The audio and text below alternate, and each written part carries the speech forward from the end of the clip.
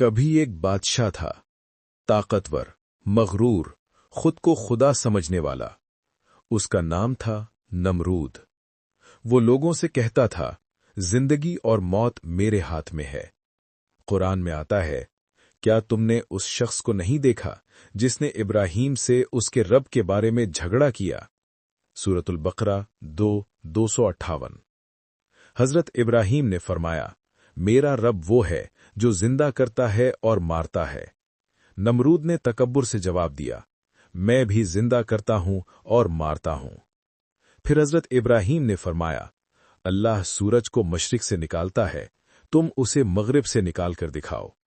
قرآن کہتا ہے، پس وہ کافر مبہوت رہ گیا۔ لیکن غرور ختم نہ ہوا۔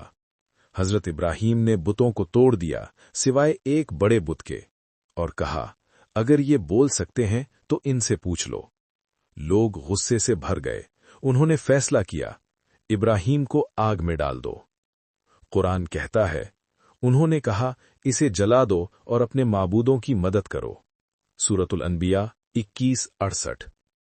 ایک عظیم آگ تیار کی گئی، اتنی بڑی کہ قریب جانا ممکن نہ تھا۔